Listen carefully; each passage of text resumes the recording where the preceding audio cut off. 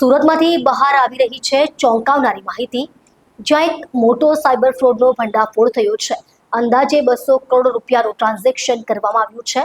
100 અલગ અલગ બેંક ખાતાઓ મારફતે આ સમગ્ર કાવતરાનો મુખ્ય સૂત્રધાર એક એવી વ્યક્તિ છે જે ચાઇનીઝ ગેંગ માટે કામ કરતી હતી. તપાસનો દોર દિગર વિસ્તાર મલેશિયા અને ક્યુબા સુધી લંબાઈ ગયો છે.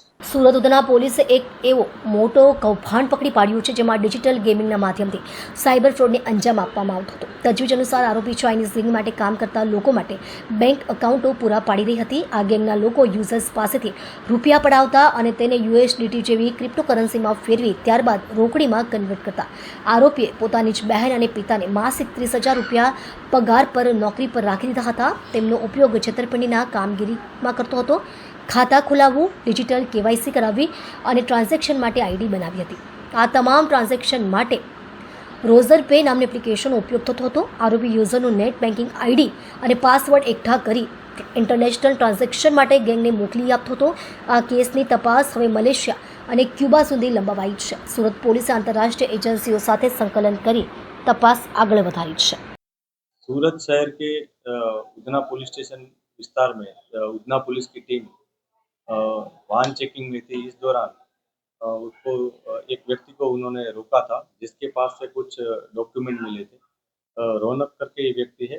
डॉक्यूमेंट मिलने के बाद उसको जब पूछा गया डीप में, तब उसने बताया कि ये डॉक्यूमेंट सारे वो जहाँ काम करता है वो मीत करके एक व्यक्ति है, मीत खोखर, उसके पास से उसको मिले हैं।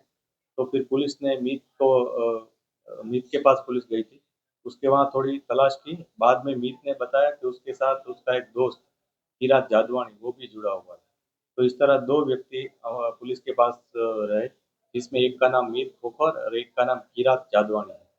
इन दोनों के पास से उनके ऑफिस में हमने गए थे। उनके दोनों के पास से हमको 3.5 लाख का कैश अमाउंट, 5 लैपटॉप, 7 मोबाइल, 35 जितनी अलग अलग बैंक्स की करंट अकाउंट की जो पासबुक्स होती हैं वो मिली थी, जिसमें अलग अलग व्यक्तियों के और फर्म के नाम थे। बाद में वहाँ से हमको कुछ एटीएम कार्ड्स और क्रेडिट कार्ड्स मिले थे। उसके अलावा एक श्रेडर मशीन भी मिला था।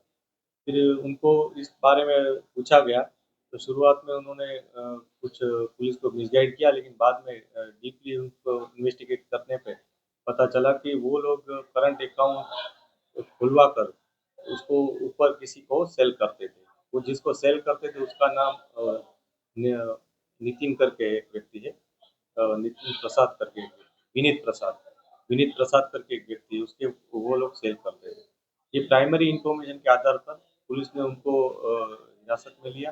बाद में उनके खिलाफ केस दाखिल किया गया, जिसमें उन्होंने फ्रॉड डॉक्यूमेंट बनाए थे अलग अलग फर्म के, और फ्रॉड डॉक्यूमेंट के आधार पर उन्होंने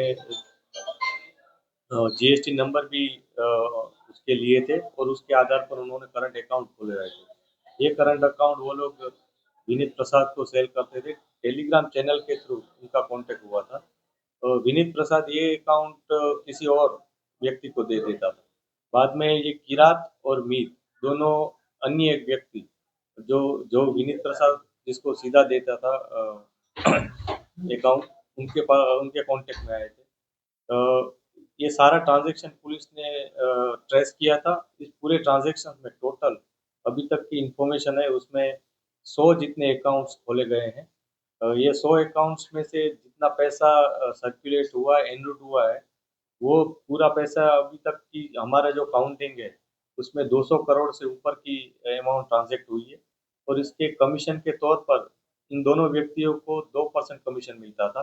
तो उसमें करीबन 4 से 5 करोड़ का कमीशन उनको यूएसडीटी के तौर पर मिला हुआ अभी तक की इंफॉर्मेशन है। हम सारे ट्रांजैक्शंस एक के बाद एक ट्रेस कर रहे हैं, उसको फॉलो कर रहे हैं, क्योंकि एक बहुत बड़ी वेब हो, जैसे मकड़ी का जाला हो, उस तरह का एक दूसरे में अकाउंट्स जुड़े हुए हैं, और उसके लिए हमें काफ़ी डीपली इसको इन्वेस्टिगेशन करना पड़ रहा है। ये जो दो व्यक्ति हैं, ये लोग एक रिच पे नाम का एक व्यक्ति है जो अकाउंट होल्डर है। तो उसका अभी तक का इन्फॉर्मेशन ये है कि वो क्यूबा का है, लेकिन वो हम वेरीफाई कर रहे हैं कि उसने ओरिजिनल नंबर यूज़ किए हैं या कोई और है। उस रिच पे को ये लोग अकाउंट सेल फर्दर कर रहे थे, तो उसमें साइबर फ्रॉड के पैसे आए हुए हो ऐसी अभी प्राइमरी जानकारी है, क्योंकि ये जो पूरी घटना है उसमें कई जगह साइबर के केसेस भी हुए हैं, और उसके कारण कुछ अकाउंट्स फ्रीज भी किए गए थे।